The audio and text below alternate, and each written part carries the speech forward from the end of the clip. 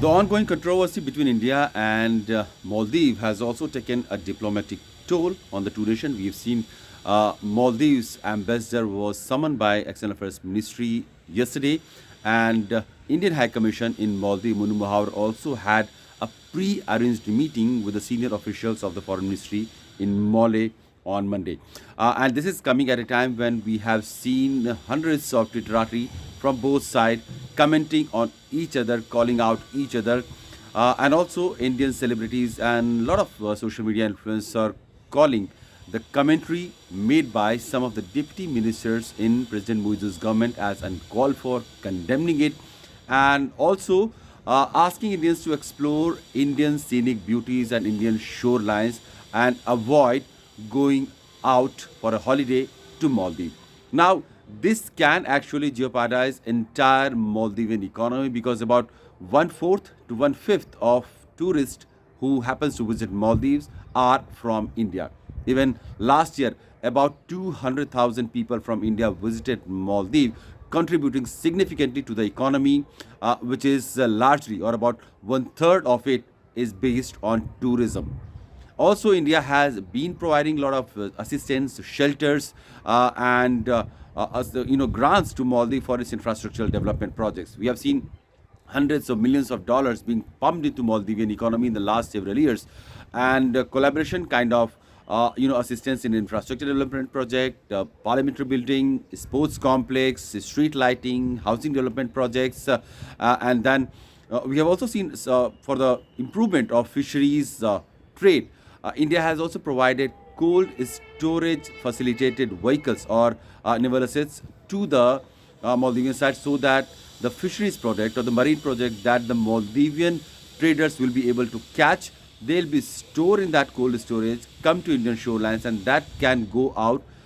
for a trade to the international market. So that is what the kind of collaboration India was having with Maldives until the recent past or until a few weeks ago. We have seen ever since President Muizzu's government has sworn in Male, there has been a dip in the bilateral relationship. Though within weeks of his swearing in, he had a chance to meet Prime Minister Modi on the sidelines of COP in UAE, but the conversation did not wasn't very cordial in the sense that Maldives continued to have its demand of removal of Indian military presence from the nation.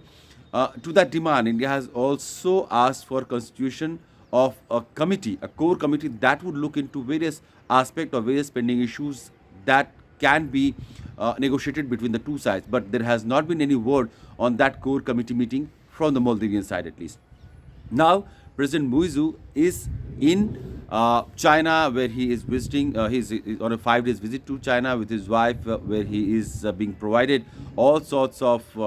options or people or businesses. About more than 300 of them. They have a meeting with President Muizzu today in Fujian province, and they have expressed keenness on investing in Maldivian infrastructural projects, in aviation, in port management, in housing complexes and other advanced technological aspect also which Maldives doesn't has, and that can also be some of those development projects can also be part of Belt and Road Initiative. This is what President Muizzu himself highlighted while giving an address to the Chinese businessmen that how Maldives has benefited from Belt and Road Initiative from China way back in 2014 when it was signed when President Mohamed Yamin was in power.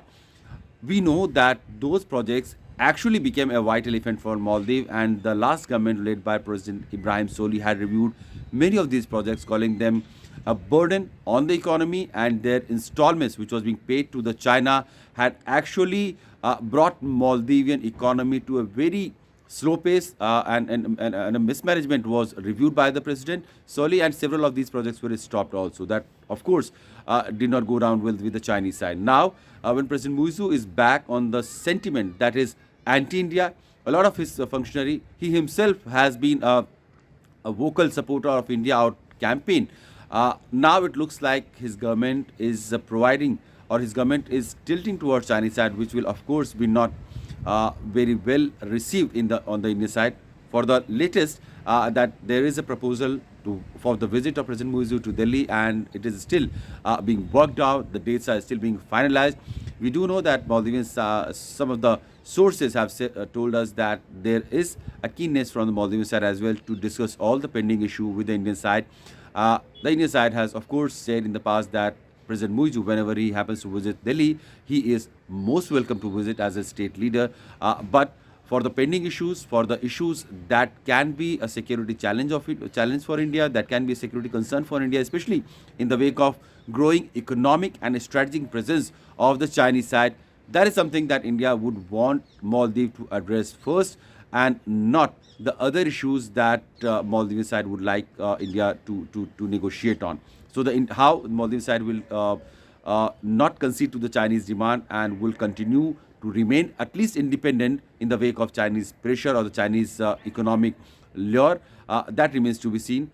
For now, we know that the controversy that has been ongoing has really taken a toll, where the ambassadors or the high commissioners on both the sides were trying to discuss the issue with the higher officials in the respective government, both in Malé and in Delhi.